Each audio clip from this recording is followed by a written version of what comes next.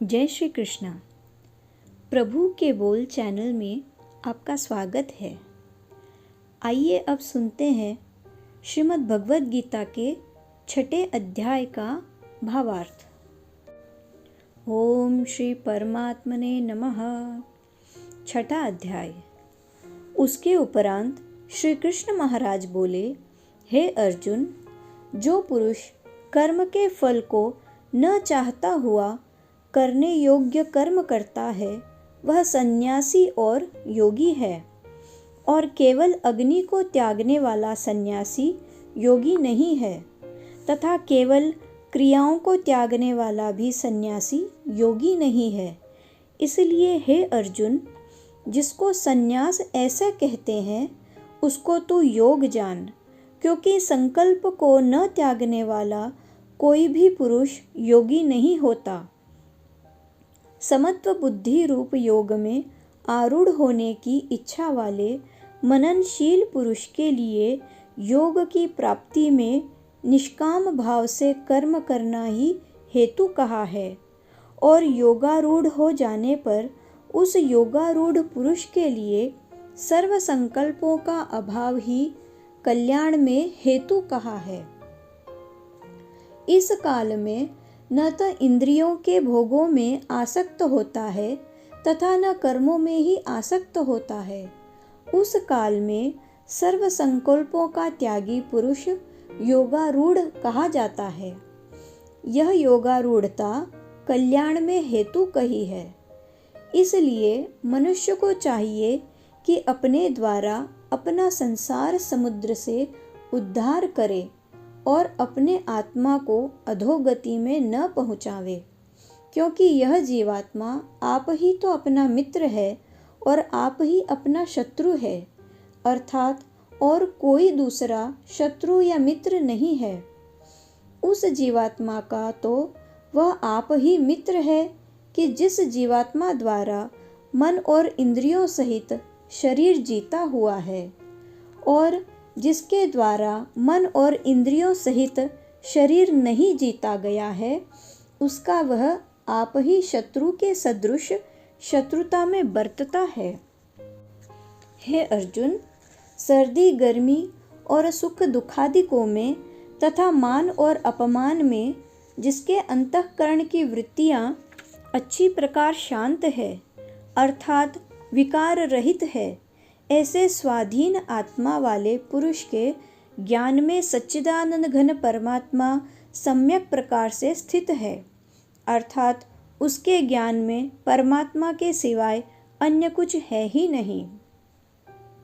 ज्ञान विज्ञान से तृप्त है अंतःकरण जिसका, तथा विकार रहित है स्थिति जिसकी, और अच्छी प्रकार जीती हुई है इंद्रियां जिसकी, तथा समान है मिट्टी पत्थर और सुवर्ण जिसके, वह योगी युक्त अर्थात भगवत की प्राप्ति वाला है, ऐसे कहा जाता है। जो पुरुष सुहृद मित्र वैरी उदासीन मध्यस्थ द्वेषी और बंधुगणों में तथा धर्मात्माओं में और पापियों में भी समान भाव वाला है, वह अति श्रेष्ठ है। इसलिए उचित है कि जिसका मन और इंद्रियों सहित शरीर जीता हुआ है, ऐसा वासना रहित और संग्रह रहित योगी अकेला ही एकांत स्थान में स्थित हुआ निरंतर आत्मा को परमेश्वर के ध्यान में लगावे। शुद्ध भूमि में कुशा मृगछाला और वस्त्र हैं, उपरोपरि जिसके ऐसे अपने आसन को न अति ऊंचा और न अति नीचा स्थिर स्थापन करके और उस आसन पर बैठकर तथा मन को एकाग्र करके चित्त और इंद्रियों की क्रियाओं को वश में किया हुआ अंतःकरण की शुद्धि के लिए योग का अभ्यास करे। उसकी विधि इस प्रकार है कि काया सिर और ग्रीवा को समान और अचल धारण किए हुए दृढ़ होकर अपनी नासिका के अग्रभाग को देखकर अन्य दिशाओं को न देखता हुआ और ब्रह्मचर्य के व्रत में स्थित रहता हुआ भयभीत तथा अच्छी प्रकार शांत अंतःकरण वाला और सावधान होकर मन को वश में करके मेरे में लगे हुए चित्त वाला और मेरे परायण हुआ स्थित होवे। इस प्रकार आत्मा को निरंतर परमेश्वर के स्वरूप में लगाता हुआ स्वाधीन मन वाला योगी मेरे में स्थिति रूप परमानंद पराकाष्ठा वाली शांति को प्राप्त होता है। परंतु हे अर्जुन, यह योग न तो बहुत खाने वाले का सिद्ध होता है और न बिल्कुल न खाने वाले का तथा न अति शयन करने के स्वभाव वाले का और न अत्यंत जागने वाले का ही सिद्ध होता है। यह दुखों का नाश करने वाला योग तो यथा योग्य आहार और विहार करने वाले का तथा कर्मों में यथा योग्य चेष्टा करने वाले का और यथा योग्य शयन करने तथा जागने वाले का ही सिद्ध होता है। इस प्रकार योग के अभ्यास से अत्यंत वश में किया हुआ चित्त जिस काल में परमात्मा में ही भली प्रकार स्थित हो जाता है, उस काल में संपूर्ण कामनाओं से स्पृहा रहित हुआ पुरुष योग युक्त ऐसा कहा जाता है। जिस प्रकार वायु रहित स्थान में स्थित दीपक चलायमान नहीं होता है, वैसे ही उपमा परमात्मा के ध्यान में लगे हुए योगी के जीते हुए चित्त की कही गई है।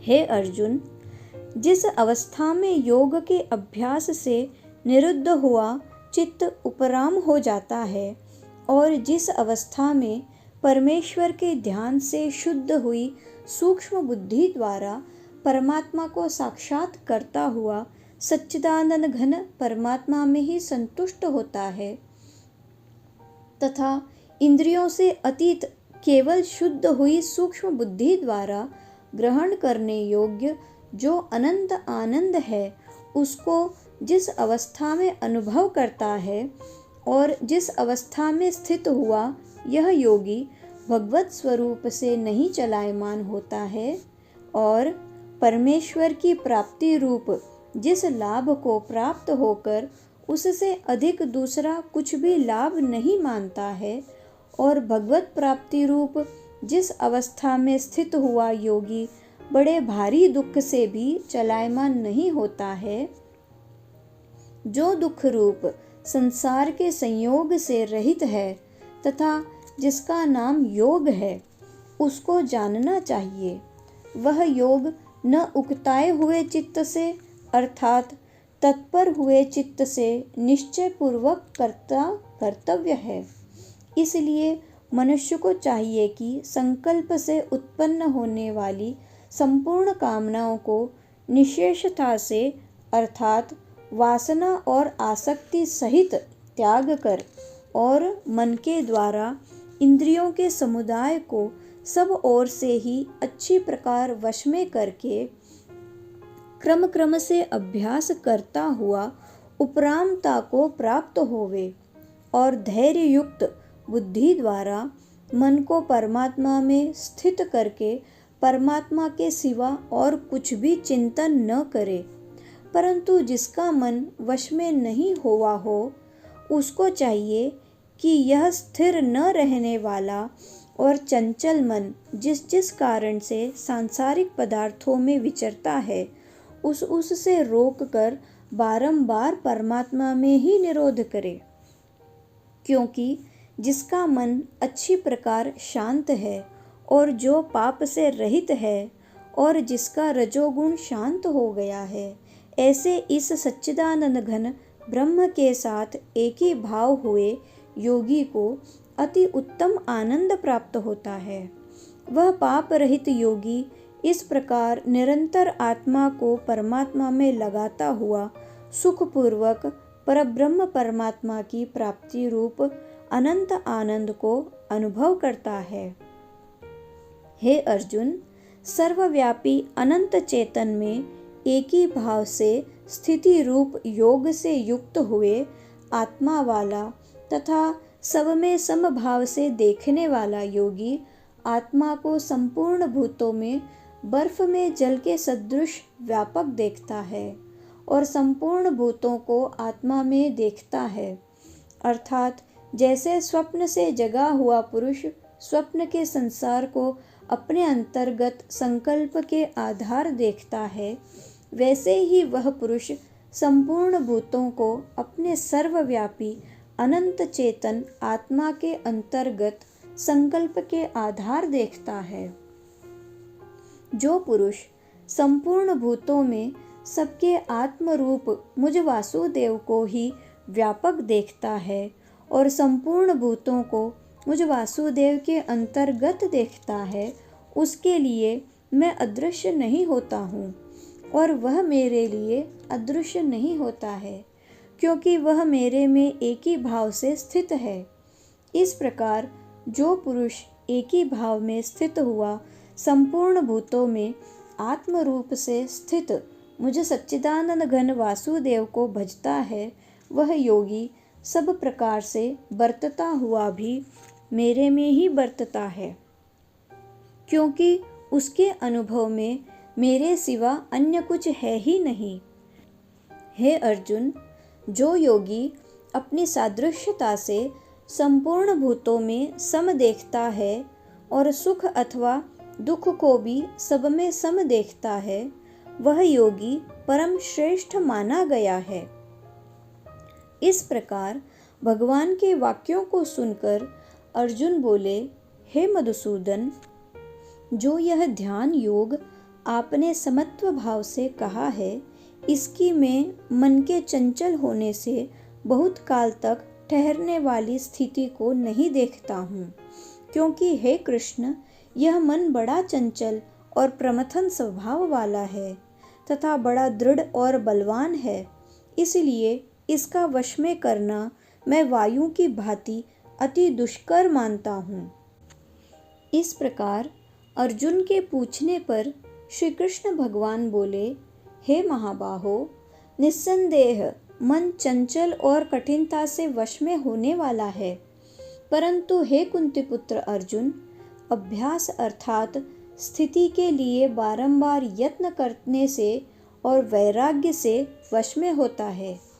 इसीलिए इसको अवश्य वश में करना चाहिए, क्योंकि मन को वश में न करने वाले पुरुष द्वारा योग दुष्प्राप्य है, अर्थात प्राप्त होना कठिन है, और स्वाधीन मन वाले प्रयत्नशील पुरुष द्वारा साधन करने से प्राप्त होना सहज है।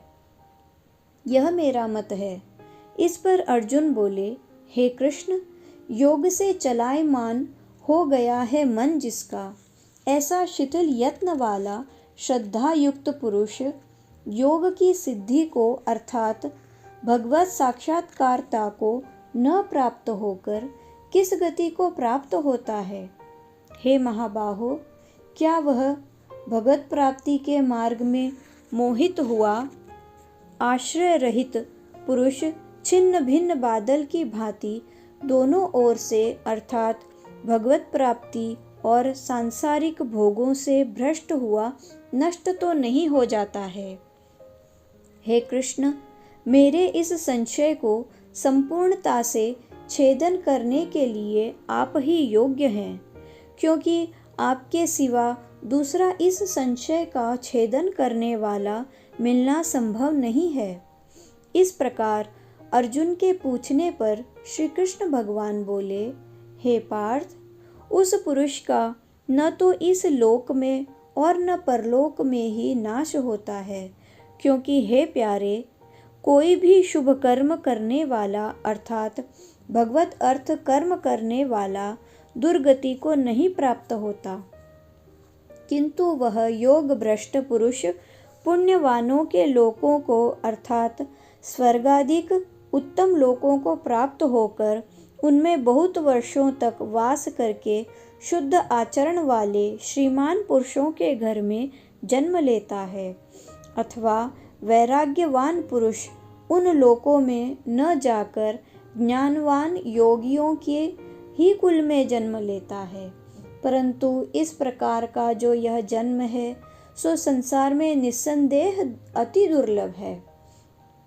वह पुरुष वहाँ उस पहले शरीर में साधन किए हुए बुद्धि के संयोग को अर्थात समत्व बुद्धि योग के संस्कारों को अनायास ही प्राप्त हो जाता है। और हे कुरुनंदन, उसके प्रभाव से फिर अच्छी प्रकार भगवत प्राप्ति के निमित्त यत्न करता है। वह विषयों के वश में हुआ भी उस पहले के अभ्यास से ही निस्संदेह भगवत की ओर आकर्षित किया जाता है तथा समत्व बुद्धि रूप योग का जिज्ञासु भी वेद में कहे हुए सकाम कर्मों के फल को उल्लंघन कर जाता है। जबकि इस प्रकार मंद प्रयत्न करने वाला योगी भी परम गति को प्राप्त हो जाता है, तब क्या कहना है कि अनेक जन्मों से अंतःकरण की शुद्धि रूप सिद्धि को प्राप्त हुआ और अति प्रयत्न से अभ्यास करने वाला योगी संपूर्ण पापों से अच्छी प्रकार शुद्ध होकर उस साधन के प्रभाव से परम गति को प्राप्त होता है, अर्थात परमात्मा को प्राप्त होता है। क्योंकि योगी तपस्वियों से श्रेष्ठ है और शास्त्र के ज्ञान वालों से भी श्रेष्ठ माना गया है तथा सकाम कर्म करने वालों से भी योगी श्रेष्ठ है। इससे हे अर्जुन, तू योगी हो। हे प्यारे, संपूर्ण योगियों में भी जो श्रद्धावान योगी मेरे में लगे हुए अंतरात्मा से मेरे को निरंतर भजता है, वह योगी मुझे परम श्रेष्ठ मान्य है। इति श्रीमद् भगवद गीता रूपी उपनिषद एवं ब्रह्म विद्या तथा योग शास्त्र विषयक श्री कृष्ण और अर्जुन के संवाद में आत्म संयम योग नामक 6वां अध्याय संपूर्ण हुआ। श्री गोपाल कृष्णार्पणमस्तु। हमारा प्रयास आपको कैसा लगा है, कृपया कमेंट करके अवश्य बताएं। इस वीडियो को लाइक कर अधिक से अधिक भगवत भक्तों में शेयर करें ताकि वह भी गीता जी के अध्यायों का लाभ ले सके। और चैनल पर नए आए हैं तो कृपया सब्सक्राइब करके ही जाएं। जय श्री कृष्ण। धन्यवाद।